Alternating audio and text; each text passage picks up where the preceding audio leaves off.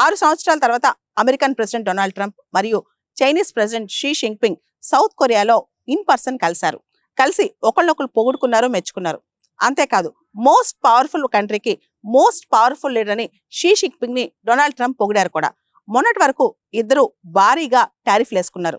అంతెందుకు, చైనా పైన, చైనీస్ వస్తువుల పైన అమెరికా 100% టారిఫ్స్ వేసింది. దాంతో చైనా అమెరికాకి critical minerals, rare earth metals ఇవన్నీ పంపించడం ఆపేసింది కూడా. ఇప్పుడు మళ్ళా ఇద్దరు కలిసిపోయారు.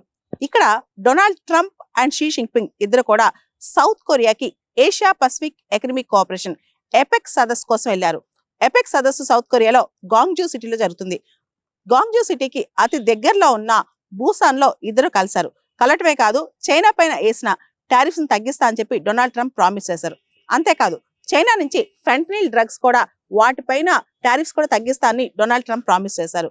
అండ్ చైనా కూడా డొనాల్డ్ ట్రంప్ కు కమిట్మెంట్ ఇచ్చింది. ఫెంటనిల్ డ్రగ్స్ ఇల్లీగల్ గా ట్రేడ్ కాకుండా చూస్తానని, ఎక్కువగా అమెరికాకి వెళ్లకుండా చూస్తానని చైనా కూడా ప్రామిస్ చేసింది అనమాట. దాంతో అమెరికా, చైనా ఇప్పుడు మళ్ళా వాళ్ళ టెన్షన్స్, ఏదైతే టారిఫ్ టెన్షన్స్, ట్రేడ్ టెన్షన్స్ ఉన్నాయో ఇవన్నీ తగ్గిపోయినాయి అనమాట.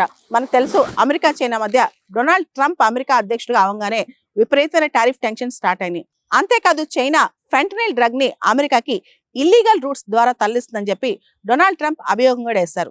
ఫెంటనిల్ అనేది ఒక డ్రగ్ అనమాట. అదొక పెయిన్ కిల్లర్. అయితే దాని మోతాది దాటి వాడితే గనక దానికి సంబంధించి చాలా మంది యూత్ అమెరికాలో అడిక్ట్ అయిపోతున్నారు, సూసైడ్స్ చేసుకుంటున్నారు. ఈ డ్రగ్ వల్ల చాలా మంది చనిపోతున్నారు కూడా. ఈ ఫెంటనిల్ డ్రగ్ అనేది చైనాలో తయారయ్యి చాలా రూట్స్ ద్వారా అమెరికాకు వస్తుందని చెప్పి, ముఖ్యంగా మెక్సికో లాంటి రూట్స్ ద్వారా అమెరికాకి ఇల్లీగల్ గా వస్తుందని చెప్పి డొనాల్డ్ ట్రంప్ చైనా పైన కోపం చేశారు. అంతేకాదు ఫెంటనిల్ డ్రగ్ ఎక్స్పోర్ట్ ఆపేదాకా చైనా పైన టారిఫ్లు వేస్తానే ఉంటాయని చెప్పి డొనాల్డ్ ట్రంప్ చెప్పారనమాట. ఈ ఫెంటనిల్ డ్రగ్ వల్ల చాలా మంది యూత్ అక్కడ అమెరికాలో పాడైపోతున్నారని, చాలా మంది యూత్ దానికి అడిక్ట్ అయిపోతున్నారని, ఈ డ్రగ్ చైనా కావాలని అమెరికాకు పంపిస్తుందని చెప్పి కూడా డొనాల్డ్ ట్రంప్ అప్పట్లో చైనా పైన చాలా ఆరోపణలు చేశారు. మనం చూస్తే గనక ఫెంటనిల్ చాలా భయంకరమైన డ్రగ్. కేవలం 2 mg 2 మిలీగ్రామ్స్ తీసుకుంటేనే మనుషులు చనిపోవచ్చు. లక్షల మంది అమెరికాలో ఈ ఫెంటనిల్ డ్రగ్ వల్ల చనిపోతున్నారని చెప్పి అమెరికా చెప్తుందన్నమాట.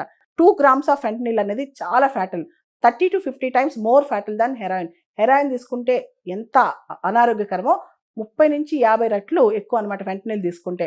అండ్ ఫెంటనిల్ డ్రగ్ అనేది 100 times మోర్ పవర్ఫుల్ దాన్ మార్ఫిన్. మార్ఫిన్ కంటే 100 రెట్లు పవర్ఫుల్ అంట. ఫెంటనిల్ వల్ల అమెరికాలో ప్రతి సంవత్సరం లక్షలో చనిపోతున్నారు. ఇప్పుడు ఎపెక్ సదస్సు అనేది ప్రపంచంలోనే చాలా కీలకమైన సదస్సు అని చెప్పుకోవచ్చు. ఎపెక్ ఏషియా పసిఫిక్ ఎకనామిక్ కోఆపరేషన్ లో 21 మంది సభ్య దేశాలు ఉన్నాయి. ప్రపంచవ్యాప్తంగా మనం చూస్తే గనక ప్రపంచ జీడిపిలో ఎపెక్ సభ్య దేశాల యొక్క జీడిపియే 50% ఉంది. ప్రపంచ జనాభాలో 270 కోట్లు 2.7 బిలియన్ ఎపెక్ కంట్రీస్ లోనే ఉన్నారనమాట. అంటే దాదాపు 40% ప్రపంచ జనాభా అనేది ఎపెక్ దేశాల్లోనే హోస్ట్ అయి ఉంది. కాబట్టి ఎపెక్ సదస్సు అనేది చాలా ఇంపార్టెంట్. కానీ భారతదేశం ఎపెక్ లో సభ్య దేశంగా లేదు.